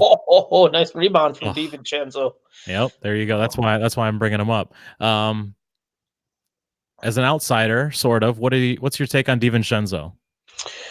I thought the pick was weird when they first made it. I didn't really see the need for another smaller player in the backcourt for the Bucks at the time. Obviously, with Brogdon being gone, and that now it's someone for the future who can either take over their Bledsoe role or just slide in and either be your sixth man or your starting shooting guard or your starting point guard. Um, DiVincenzo plays hard, and he's got a more creative game than what I think a lot of people would expect. He does things. He does a lot of the little things, makes a lot of the hustle plays. Who knows if that would sustain if he was playing huge minutes? But he's like, oh man, I don't want to make that comparison. Who's the player? Who came to your head? I was gonna say Dellavedova, but like actually good on offense. Okay, So because of his intensity on defense. They played or together for a little just the while fact last that year. well, no, the thing is, like DiVincenzo is a lot more athletic than what Dellavedova ever was. So you'll see DiVincenzo use his athleticism to make a tremendous block on somebody, and you're just like, where the heck does this crap come from? You know. But and that's one of the funner things about DiVincenzo, and the reason why Bucks fans like to talk about him is because he does things where you're just like, what? Like you weren't expecting that. So Right now, DiVincenzo is 3 of 7 from the field. He's got 6 points, 3 assists, 6 points, 3 rebounds, 1 assist, no turnovers or fouls. He looks pretty good out there, and over 2 from beyond the arc. But other than that, man, he really does do a lot of different things. And my issue last year was that although he had seemingly intense defense, it seemed like he overplayed and almost tried too hard at times, and he was just biting on oh yeah. fakes, and a lot of players that were in the same draft class as him were beating him off the dribble. And that's another reason why I was really not happy with the pick. But the way he's played this year, I've been very impressed and very pleased with his play. Man, the Hawks look good tonight. I mean, it doesn't really look like the Bucks are playing awful. It actually feels like the Hawks have been solid. I mean, Well, and Jabari just came in on the last play and made a heck of an offensive rebound off of a missed 3-pointer from Trae Young, and then jammed it back. So I know that the revenge narratives don't always stick, but you can definitely see when certain guys get up for some games. You know. yeah, and why this has got to be right up there with one of the most important that he'll play in terms of being on the Hawks this year and another rebuilding, regrouping year. Well, and this is a revenge game for Bud too. Every single time that he matches up with the Hawks, you know, they kind of turned away from him, asked him to coach a team that was non-competitive, which is something that he just didn't want anything to do with. They also took away his GM job because he couldn't, they didn't feel like he could really handle both jobs. So I'm sure there's whereas the Hawks gave Bud tremendous opportunity to grow his brand as a coach. There was also kind of a just a bad ending, not a terrible ending, but Right. It not a was clean one mutual-ish. either. Yeah, it was Yeah, mutual-ish, but when that happens, there's a reason why neither team or neither party wants to be involved anymore with the other. So, um, and something it's to watch usually on got to do with defense somebody's here. face. Oh, Yeah, very, very, very punchable faces. Um, so something to watch on defense right now. You got Sterling Brown guarding Jabari and Giannis guarding Vince Carter, but with Ursan back in, we'll see if that changes anything. This guy just got on camera. That's awesome. I just don't know if the Bucks can win, man. Jabari again, man. 31 points, 10 rebounds, 12 of 18. Okay, I just saw the guy you were talking about. How he jumped out. Yeah, the guy walking across right Yeah. in front of the camera on Yeah. the He knew what he was courtside doing. seats. Oh yeah, he looked great. Wonderful He did. energy. Seemed like he was having a good time. When you're sitting down there, though, you're getting free drinks, so it's kind of hard not to have a That's good time. included in the ticket? Oh yeah, baby. Open bar down there. Hell yeah. Bembry, 3 from the corner. Hawks up by 4. This is I'm impressed. You think Bud is just pissed? I don't know. I mean, I want to. Dude, there's no way that this Hawks team should be in a game with this Bucks team. Okay, let me tell you this. All right, let me ask you the question. Bucks are up 2 right now. I'm sorry, Bucks are down by 2. How much do they win by? What would you set the over under at right now? Is it more than 6? So it was 14.5 when we were talking about the game last night. Okay. I would set it at 8 right now. For the Bucks to win by 8. Trae Young scores, so it's a 4-point lead. So I'd expect them to win by 8, but not by 9. Okay. All right. So I guess you'd say so 8.5 is our line here with plenty of time in the third quarter. I mean, this just means Giannis is going to come in and play. Right. And when he decides that he wants to win this game, it's over. It's over, brother. Yeah, I could make a DJ Wilson argument too, but I won't go there. Do you want to take us around the NBA for a moment here while I step out? Where are you going? I need to go to Tinkletown. Okay, well, sure. I'll talk about some basketball stuff. No problem. See you later, Anthony. All right, thanks. No problem. Looking at the scoreboard for the night, what guys are getting the job done.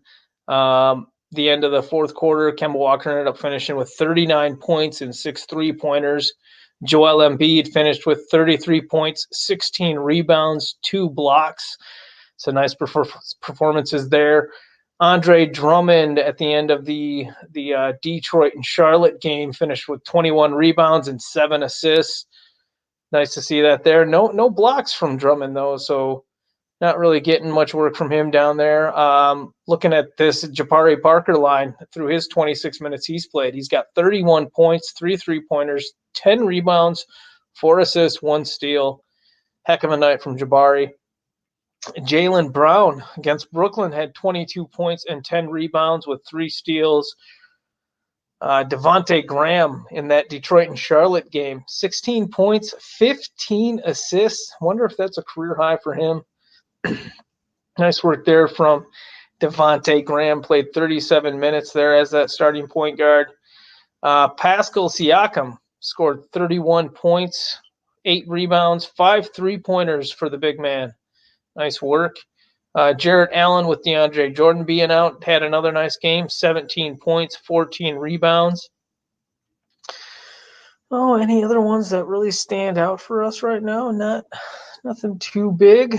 Matisse Thybulle off the bench for the Philadelphia 76ers against Sacramento. Played 21 minutes, put up 15 points, 3 3-pointers, 3 rebounds, 1 assist, 4 steals, 2 blocks. What a game for the rookie off the bench, Matisse Thybulle. Wow. He had kind of been lost, kind of fallen out of the rotation, started to get some more looks recently. But that's an amazing line from Matisse Thybulle there. So heck of a night for him. Welcome back, Anthony. Well, hey, thanks for having me. Yeah, no problem. I was just kind of going over some of the big lines from the night and stumbled upon how great Matisse Thybulle played. What's his defensive stats? 4 steals and 2 blocks in 21 minutes, but he scored 15 points. Didn't miss a single shot. Just a great night. How much better are the Sixers this year from last year? I think that's debatable. I know a lot of people want to assume that the Sixers are better, but in some kind of significant way, they're definitely a very good team.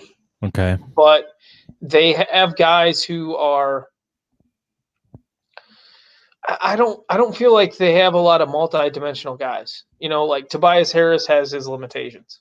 Did Trae Young just go through Chris Middleton's legs, or did I see that incorrectly? Yes, he did. That's at least the third game we've had a nutmeg from Trae Young this season. A nutmeg. I've not heard this.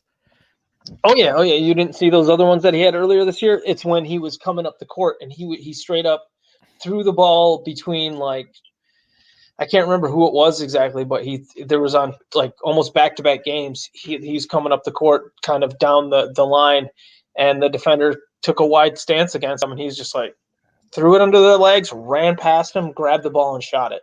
It's freaking awesome. The wide stance. Yep. Yeah, just like don't get played. You better know how to defend against Trae Young. Otherwise, he's going underneath your legs. It's like you said, he's small. He can shrink down, and he's got like Ant-Man abilities. Tighten up the stance, Senator. All right, he's got Chris Middleton on him here. What is Alan Crabb doing dribbling the ball? That should never happen. Alan Crabb, what was his crazy contract he got? It was like somewhere between 17 and 20 million. My goodness. But that was the same contract that Evan Turner got. They both got like somewhere between 17 and 21 million or something like that. And same for Kent Bazemore. So, which you look at the teams those guys have been on, it's the Blazers, the Nets, the Hawks. They've all been like traded for each other because their contracts were all so terrible and given at the same time. All right, something I'm going to ask you at the quarter break is going to be the worst contracts of the decade. Do you think you have a couple of some Mozgops in there, or we'll consider a couple at the quarter break? Right now we got 2:35 left here in the third quarter. Bembry driving, trying to go past Sterling Brown. Ball is tipped in the air. Connaughton might have got a piece. Bucks down by 3, 82-79. See, the thing is, okay, so the Hawks are going to have 1.3 seconds left here on the shot clock, so they're going to have to get it up quick. We'll see. They're going to have Trae inbounding it. See, that's weird to me. If 1.3 seconds left on the clock, you'd think you'd want him on the catch and shoot. Trae, oh, that was set up for an alley-oop. Nice. I like the idea. Okay, I get it. Still, I think you're better off with a taller player doing the inbounds there. Well, that and like you're throwing an alley-oop and Giannis sniffed it out too. So yeah, he played great defense on it. Once Trae Young takes the ball on the out of bounds, then yeah, you got to think. Yeah, you're right. You're right. That's a great call. Because otherwise, why wouldn't you want him being the one receiving it and potentially shooting it? Yeah. Ersan gets it to Connaughton for 3 at the end of the shot clock. No good. Connaughton's had a good stretch, though. Since Middleton's been out, at least this last week and a half or so, Connaughton's played his best basketball. Really looked all out of sorts the first month of the season, or at least first 3 weeks. But with Wes Matthews in there now, Connaughton, and along with Korver, Connaughton not getting consistent minutes, getting regular minutes, but it's still few and far between, it seemed. But with Middleton out, really played a lot better. Yeah, this Bucks team is so deep that even with Middleton out, they were playing great. So, which is another reason why we probably saw him come off the bench in this one. No reason to rush it when the team's playing so great. Who knew that the Hawks were going to be the ones to take down the Bucks? You know what would be funny about the Hawks getting this win here, don't you? No, tell me. I want to laugh. The Bucks were undefeated without Middleton. Yeah, no, that's. I mean, should they trade him or just waive him? He's a buyout. He's a buyout candidate. Okay. Yeah, I mean, we're 4 months into his contract. He's a buyout candidate. Yeah, it's obviously we shouldn't have waited this long. I mean, where does he go from here, though? You think playing with like Andrei Kirilenko back in Russia?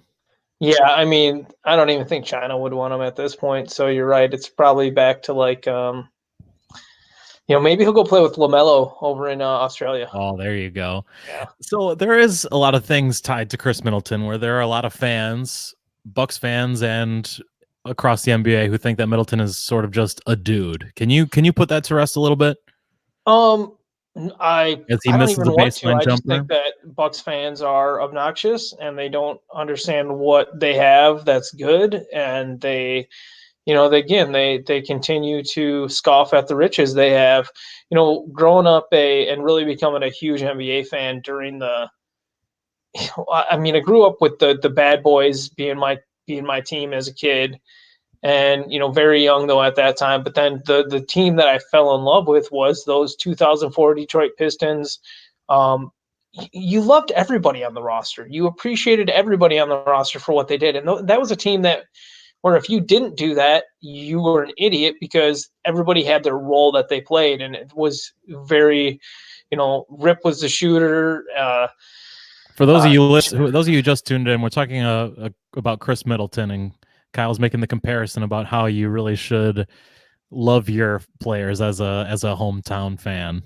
Well, especially when it's a good team. It's one thing if you're frustrated with any and all of your players when your team's not winning, but If you're a this is Bulls fan, yes, exactly. If you're a Bulls fan, I don't care. You can. I'm sure a lot of Bulls fans go, okay, I see hope in Wendell Carter Jr. and screw the rest of them. But that's also an extension of your front office, and the Ursan with a no call on the charge. I like it. Top of the key. Usually it goes one way or the other. Like it's a charge or it's a foul on him. This time they just play on. which is nice to see though too, because it was a kind of a questionable call and it was on a rookie, and usually you'd think that the rookie would got there in DeAndre Hunter, but it's nice to see the refs just let him play on there too. Plus, it's like DeAndre Hunter versus Ursan Ilyasova. Like, who would you rather keep on the court? It's more important for the NBA to keep DeAndre Hunter on the court than it is to worry about giving Ursan Ilyasova a charge call on a play that really would have been ridiculous to give him a charge call on. 82-81 at the end of three quarters. The Hawks up by one going into the fourth. Jabari's at 31 points and 10 rebounds. He's been on pace for 40 since the first quarter, so he's still right there. 9 points to go. He's also got 4 assists, a steal. 4 of those rebounds are offensive, very offensive to Giannis. Trae Young's really picked it up here. He's got 25 points, 3 rebounds, 4 assists, just 1 turnover, 3 of 7 from 3-point land, 10 of 18 overall, 2 of 2 from the line. So in 27 minutes for Trae Young. So nice to see him playing well. And that's another thing where it's like when you have a point guard who's capable of coming out to open the game and letting other people get their shots and try to get in a rhythm. The fact that Trae Young could come out in the second quarter and the third and get the work done to keep the momentum going after kind of pumping his brakes early. I always really appreciate that from point guards who look to get their teammates started. I feel like that was directed at me. I don't really have thoughts on your basketball game these days. I'll just Anyways, say this. Kyle once compared me to, he said my NBA comparison was Sean Livingston post knee surgery. But I love Kyle's brother Shannon, who got involved and said that Shannon Brown over Sterling Brown is the comment I'm showing you now at the bottom. Once compared Kyle to as the City League version of Corliss Williamson. Oh, I'm the worst pickup basketball player ever. I like to do stupid stuff on the court too, like take hook shots from 3-point range. But I'm not trying to play the game. I'm trying to change it. What is the name of that shot? I believe that the hook shot 3-pointer for top of the key is called what? I don't even know if that one ever got named. Oh, okay. But I've got my hook shot from down on the block is the Irish car bomb. That's the that's the right-handed hook shot. The left-handed hook shot I do across the lane is called the Southpaw's demise. Okay, yeah, I thought there was a couple names. There's another one I'm forgetting. a skibbity bop or something, but oh, there's the Dipsy Doodle. thank you. The Dipsy Doodle. The Dipsy Doodle is the one that I couldn't recall. There That's you where go. you I love swing that. under your defender's arms and go like our boy Reddick from the YMCA used to always do it, and I stole it from him. So yeah. Dirty Anyways. Dan. Clammy Dan. Dirty, greasy Dan, greasy, dirty Dan. Yeah, that guy.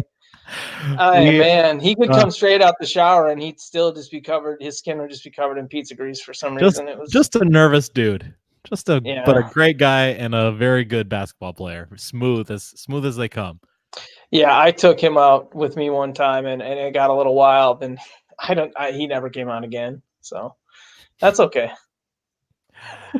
You know what happened? The last time I saw him, I was leaving my house in Madison. This is years ago. And he was driving a bus full of children at like 7 a.m. And in my neighborhood, it was the most bizarre thing. Shout out to Clammy Dan. Well, he seems like a good guy. I think he'd probably be a great guy to have as a driving other people around. So that's good. There you go. Yes, trustworthy. Yep. All right, so the Bucks have regained the lead, 83-82. We got just over 11 minutes to go. Evan Turner with the turnaround jumper gets it to go. Kyle, that was the Southpaw's demise. Well, Evan Turner is that was not the Southpaw's demise. I know. That was the Memorial, the Brandon Roy Memorial mid-range fadeaway. Brandon Roy Memorial. How do you do? That's the name of a tournament right there. That sounds like a trophy you want on the rack. Turner can't get it to go this time. Giannis in transition. Bucks don't have numbers. Giannis takes it himself. He's the one-man fast break. No good. Robin Lopez, though, gets it, pokes the offensive rebound to Connaughton, but looks like Jabari's going to be called with, let's see what they call here. Unless that was actually a run out. It looked like they stopped play. That must be just he stepped on the sidelines. It's got to be. Okay. And, yep, that is the case. Nice little windmill, though, by Jabari. Nobody was near him, but still. So the Bucks will keep it. They're down by 1. Giannis takes the 3. You and I talked about this. Oh, offensive rebound. That was a really nice windmill from Jabari. Giannis, what a play. Misses the 3, gets his own rebound, and puts it up. What the heck was Bruno Fernando thinking, not boxing out Giannis? What a clown move. You're not going to get the starting job if you're doing that, rookie. I mean, nobody looks that good against Giannis anyway, but... but, I mean, Giannis gets, how many rebounds a game. He just took a 3-point shot on you, and you went to close out on it, but you still got to box out there. Like, if there's one guy you have to box out at the 3-point line, it's probably Giannis. Come on, man. Ridiculous. Yeah, that's disgusting.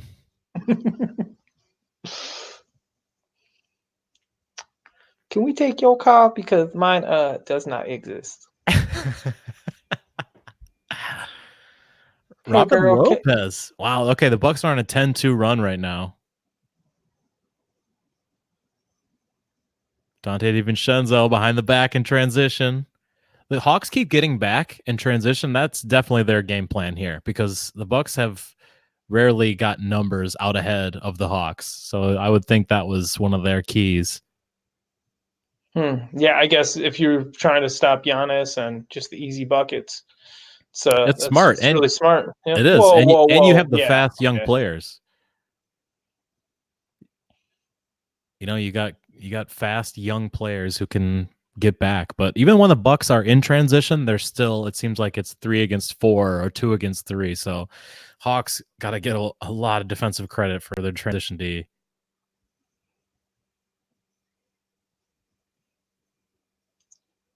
Okay, coming into this game, who led the Milwaukee Bucks in made 3-pointers on the season? Once again, Chris Middleton's been out for a few weeks, so it's not who you might expect. Oh, no, Brook Lopez. Wes Matthews, believe it or not. Okay. Okay, I wasn't sure if he was playing enough from game to game because there's some Well, games where he just, he yeah. doesn't, and that he doesn't take shots too. Oh yeah, he can start and only play 17 minutes and only take 5 shots a game. So he just hits the 3 there. Bring it out, bow and arrow, baby. Right on cue. The Bucks go up by 4 now. West really after the first 3 games was really good. Then went on a stretch that was pretty awful up until last week. He's turned things around and has looked like himself again. So Yep, in last game he had a big one. I think he had 4 3-pointers in the third quarter of their previous game. So he's going to do what he does, but he's also not asked to do a lot on this Bucks team. He's the 5th starter. He's the 5th Beatle here. Like to me, it's pretty. But that clear. doesn't even mean he's the 5th most important player because the 6th most important player might be George Hill or. That's a good point. I wouldn't even put him as the 5th guys. Beatle. He's the 5th starter, but I would say that there's a couple of players that are more important to the Bucks' success than Wes Matthews. One of which I'm not allowed to talk about tonight.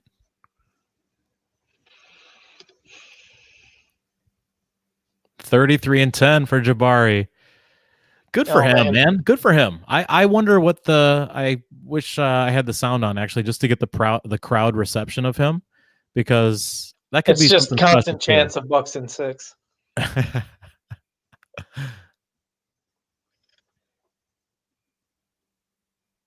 Trae Young's court vision. Ugh.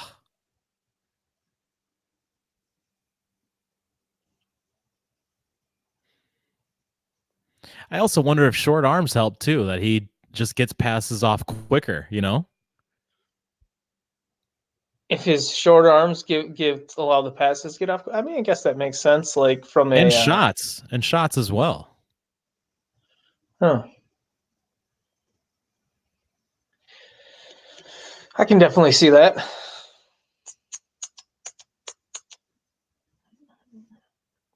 Bledsoe here getting the and one on just a prayer on the foul from, I think, Reddish. There was Evan Turner on the bench screamed out, "Why? Like, why would you foul him like that?" Oh, that was He's got a lot on his plate, doesn't he? I mean, very memeable. Him and Vince Carter, that was very memeable. They're kind of the veterans on the team, right? Yeah, Alex Len, which is funny Jabari.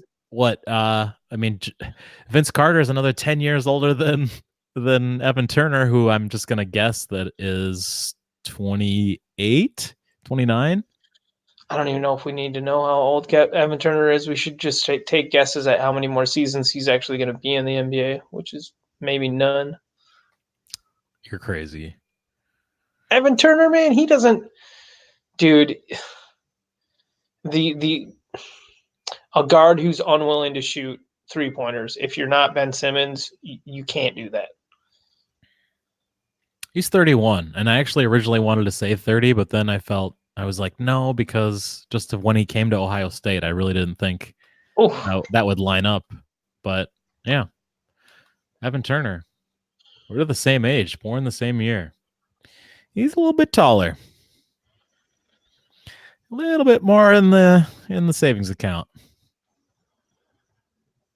So is Cam Reddish actually that bad of a shooter, or is it something that he just loses confidence in games? I mean, I'm like confused as to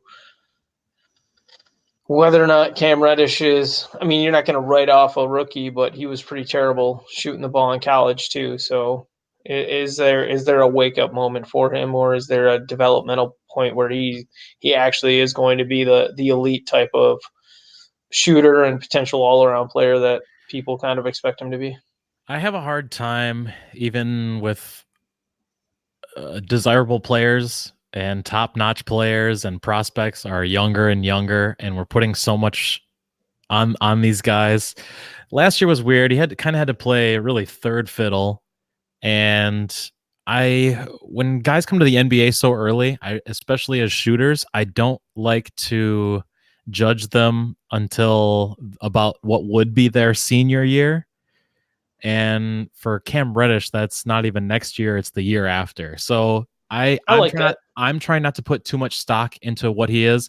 When a player comes in after a freshman year, I look at their 21 to 22-year-old season, and I think then you get a better idea of how they're going to be. Because I mean, he's supposed to be a sophomore, and as you said, he wasn't all that good last year. He would have been an important sophomore, but he wouldn't have been like, I don't know, where would he sit in this draft class if he had stayed, I wonder. And how much would that have helped him? I'm not sure, but I Well, like and to give these guys a this little bit more leash, I guess. yeah, and I think, like, if I'm going to be honest about this situation with Reddish, like, I do like that he's getting looks right now against other starters in the NBA. I think that ultimately, where a lot of teams would say they wouldn't want to put their high profile pick out there to embarrass himself or and to potentially lose confidence, I always look at these situations and I say, no, you put them out there to fail so that they understand how much harder they may need to work to attain those levels. If they have the mental fortitude to become someone who can put in the work to become the consistent type of player that you hope them to be, then they should be able to rise from that situation and those challenges and those failures. Whereas, like, there's a lot of teams out there like Denver who's just not playing Michael Porter Jr. right now, and it's like, is Will Barton really that important to you in your future? Trying to, like he's a fine player to have on the roster, but, like, Will Barton was electric last night. yeah, he also he has his role on the team, but, like, they're not winning a championship with Will Barton being their starting small forward. It's not happening. It's not happening. You don't have enough to throw at other teams. Great small forwards like You have to have a LeBron, defender. Yeah, you have to have a like defender in like that Kawhi spot. Leonard, like Paul George. You don't have you if you want to compete for a championship, you need to build a team that beats the teams who are going to be in competition for that championship. That's why the Warriors were able to overcome LeBron.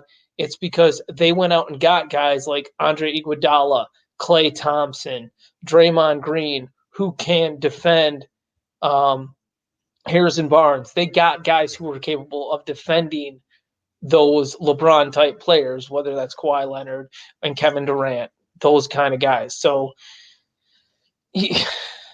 teams that don't prepare for those situations are just like shooting themselves in the face.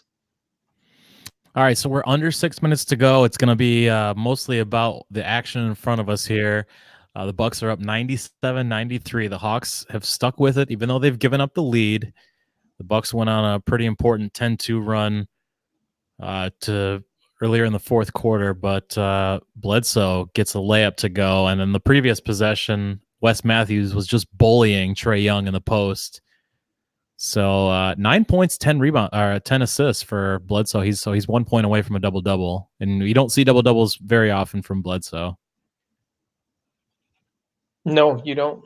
It's hard to. He doesn't have the ball in his hand enough to average Yeah, no, I mean, Giannis so is many the primary assists. facilitator, Yeah. and they've got, and then Chris Middleton's another guy who's essentially the secondary ball handler in kind with Eric Bledsoe. So there's not enough touches out there for Eric Bledsoe to be as gaudy of a statistical producer as he could be if he was playing on a team with less talent around him. Okay, so on this inbounds play, it's not Trae Young, and they got a different formation. This time it's going to go to Vince Carter up top. So, and Giannis just drew an offensive foul against Carter. Yeah, that looks like that's what the Oh, case is. wow. Looked pretty weak, I guess. We'll see here. Well, if he got popped in the nose, and it looks like he legitimately got popped in the nose, so, but it was just like an offhand I felt thing like from when he Vince got popped Carter. in the nose, he was holding on to Vince's jersey. Well, you still can't swing your arm out and hit somebody in the face.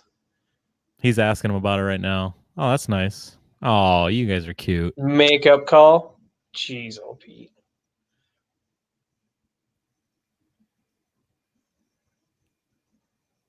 Yeah, and then Vince Carter went and apologized to Giannis, so you know that. I mean, the thing is, like, if you watch the video, you could tell that Giannis got hit. You could see by the way his eyes were like kind of welling up and whatnot. You can just tell by the like if he was that good of an actor, then I don't think I've seen Giannis flop, and I really it's he hard doesn't to imagine because that. he Like doesn't want to I take himself out of a play. That's I've never why thought about it. I've never really, until you said that, I've never really considered it. I can't name a time or conjure up any thought of a time where Giannis flopped. That's awesome. That's good stuff right there.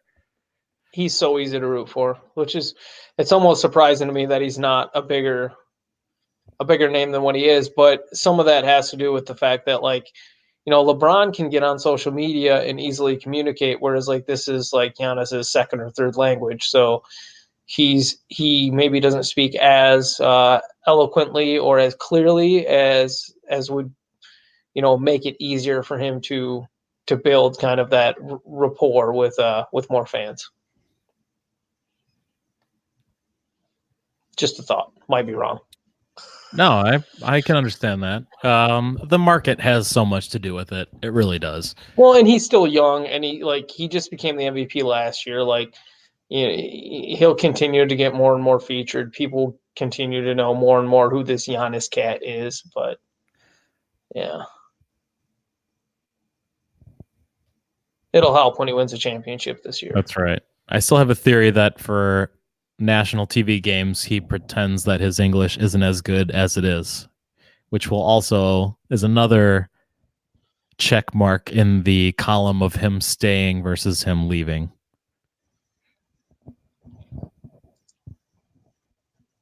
In my opinion, because that says that he doesn't care about those things. I think the only thing that would upset me about him leaving is if he went and played with Malcolm Brogdon in Indiana. Huh. That's okay. Like that's or to put it to me, that would just be funny. I think that's the only situation where if you're a fan, you can get mad at the organization and be like, "Oh my gosh, they completely misread everything." Right. Yeah. Okay. Yeah. But then again, Brogdon was like, "Yo, I'm moving out of Milwaukee because it's the most segregated city in the world," and it's like, unless the Bucks were able to stop, that issue, that societal I issue, mean, then maybe there's just no around to hope. make some changes then if he has such an issue with it. That would be my 2 cents towards Malcolm Brogdon. If you have such a problem, then you're in more position to change Well, anything than a lot of people. well, I mean, but that's not a problem he can fix, man. That's No, so I no, and I'm not saying yeah, he can, and but that's and he saying does a and lot of that's good and things. that's He saying does a like lot if of he great wants to things. have a family and he wants to raise his family in a city where he thinks his family is going to feel comfortable and feel safe, then I mean his Yeah, teammate I have got no issue. got electrocuted by the cops. So Yeah. for for something innocuous and dumb that they it just should have not become a bigger issue. All right. I'm content with your Being rebuttal wrong. on that. Yeah. I'm not content with being wrong, but I will I'm just giving you a hard no, time. I think you made a great argument there, and I'm willing to say that. I don't actually think that Malcolm Brogdon is in a position by himself to Although, fix his Milwaukee. nickname is the president, so maybe See? All maybe he right. needs to take himself more seriously Yeah, you know what? and I'm start back. I'm back, getting baby. on the bully pulpit about, this rigmarole in the Milwaukee societal issues. Yeah. Bucks still up by 6, 99-93. I think if the Bucks score here, then everyone gets 6 burgers for $5 at George Webb restaurants. Is that true This, at all, or I did you believe, just make that up? no, that's they Six do it. six burgers for $5? I think or maybe it's 5 burgers for $6. Either way, That's a lot of burgers, though, yeah, bro. yeah. Either way you put it, it's a great deal. Like They that'll do it feed for the the car. well, yeah, and they do that for Brewers games as well in Milwaukee. George Webb. I think if the Brewers Are score those like 5 runs, are those like they're White not Castle like White sized Castle. burgers? No, I Okay. knew that's where you're going to go with the sliders, but it's Yeah, not. those are They're not sliders. I don't believe. I haven't been to George Webb since I was a teenager. Dude, Michael Redd and Mo Williams. Those are the two players I last watched the last time I ate a Middleton's 3. The last time I had a George Webb. So Middleton, even though he didn't start, it's sort of crunch time here with 3:33 to go, and he's in on it. So longest current streaks of 100 plus points. The Bucks 42. The next closest is 16 games by the Dallas Mavericks. How cool is that? That's pretty nuts. Wow. Budenholzer comes in, he speeds up the offense, he makes it a high shooting, high 3-point shooting offense around Giannis. Giannis is the most dominant paint scorer in the NBA. It's awesome. They can do everything. Now they just need to be able to make the right adjustments if they get into a team pack in the paint and doing all those zone defensive schemes that we see that the Raptors do to take Giannis out of his ability to dominate. Then again, that's part of Giannis consistently shooting the 3-point shot this season. It's about getting in the practice, getting in the reps, so that when you get to the playoffs, you can actually be a threat there. Man, 2 of 9 on the free throw line from Giannis tonight. That's an issue where you wonder, like, what's going on? Why can't he figure things out there? I mean, it might be, with his long old fingers, maybe he's got like essentially jacked up fingers and they're broken and they hurt. I don't know, but you wish you'd be able to find more consistency there. Yeah, go underhand, brother. Okay, so Giannis, pretty bad from the free throw line tonight. The other night, he started off 1 of 6 and then went like 7 of 8 the rest of the game. So it's weird how streaky that portion of his game is too. And when he airballs one, you can tell he's out of sorts, but usually that helps him kind of get back into it. Like, okay, I need to figure it out and gets on a better roll. But it's something that has not been improved. I actually think he's gotten worse from last year. Yeah. I wouldn't disagree. Sorry, man. I started to, while you were talking, I wasn't really listening because I started to look at the Spurs game and the fact that Derek White was starting still over DeJounte Murray and how that rotation was panning out. And like the Spurs are losing to the Timberwolves Spurs are at home losing to the Timberwolves. And the worst plus minus in the starting lineup is Bryn Forbes again. Bryn Forbes is supposed to be in there for his shooting. He's not shooting well this season. I don't know why Coach Popovich doesn't just try Derek White and DeJounte Murray in the starting lineup. I just wanted to complain about that once tonight. So thanks for the indulgence. There we go. That's a running theme or segment on the show at this point. All right. We got 2 minutes, 30 seconds left. Giannis banging with Hunter down in the post, goes outside, back to Giannis, and is fouled. More free throws. You want to see anything changed with free throws? In the G League this year, they're trying out the whole 2 free throws. I think it's just all 3 free throws or all 2 free throws. It's 1. So that's an interesting concept to try to speed up the game. Also puts more weight on that singular free throw. Whereas a lot of guys will go to the free throw line and they might miss their first free throw, but then they'll lock in and they'll hit that second one. Whether or not you're shooting for the 2 or the 3 points with just 1 free throw. And I do think that's kind of interesting because you don't I don't know if it's the right way to go, but it is interesting. I think it's a little bit obnoxious that they've added the coaches challenge this year, which slows the game down and adds another stoppage. Yet they're trying to still find ways to speed the game up. It's like, which way are you going here? Anyways. I do have a theory, not something I want to do on this show because I want to talk quite a bit about it, but I have something I wanted to potentially address with free throws and how I think they should go. And you don't want to talk about it right now? No, well, we'll get to it, but right now we got 2 minutes left in the game. Middleton's back. He's got a turnaround jumper from the baseline. No good. The Bucks are up by 8. Trae Young's taken over. He gets past Bledsoe, puts up the floater. This was a right-handed floater. He made a nice left-handed floater in traffic earlier in the game. Ooh, Bledsoe with a nice bounce pass to Dante. No good, but he's fouled. Vince Carter taking credit for this one. There's 1 minute left in the Clippers-Grizzlies game right now as well, and it's tied 119 to 119. Just crazy that the Grizzlies are able to compete with the Clippers, even though Kawhi's out, because they still got Paul George for the Clippers, still got Lou Williams, still got Montrezl Harrell, Pat Bev. It's just fun to see Ja Morant be able to carry this team a little bit, and Valanciunas had a nice game as well. Yeah, glad to see Ja Morant didn't miss any time after. I know he came back in the game, but on Monday after running into a cameraman. Yep. And Atlanta hits a 3. They were down by 10 after the Bucks scored, but now back to a 7-point lead for the Bucks. 1:30 to go. Giannis with the ball, guarded by Jabari.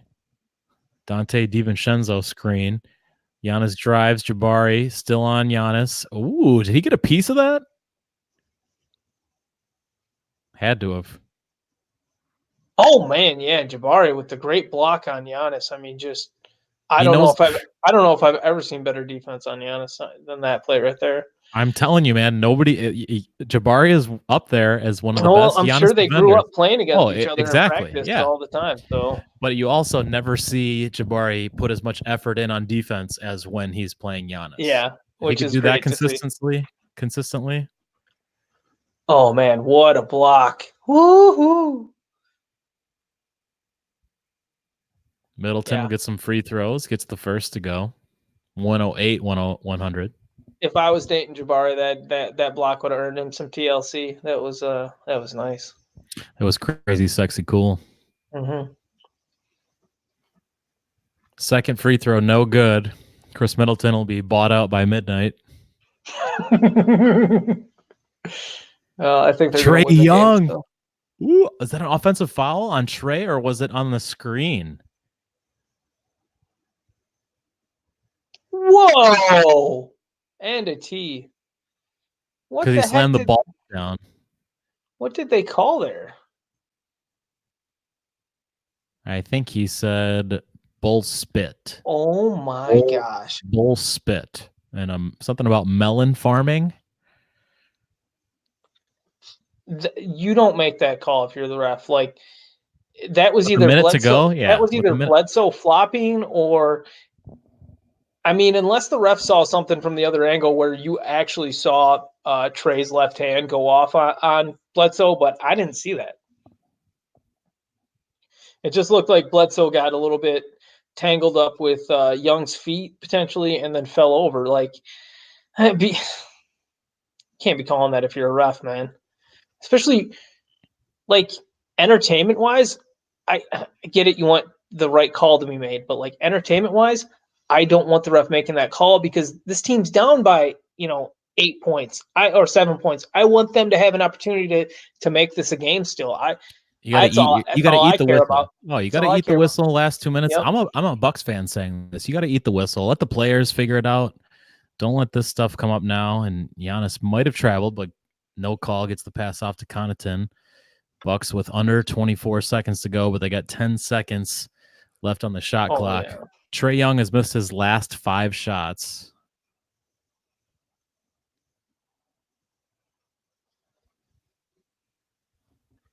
Well, I mean, game over. I might have misspoke there.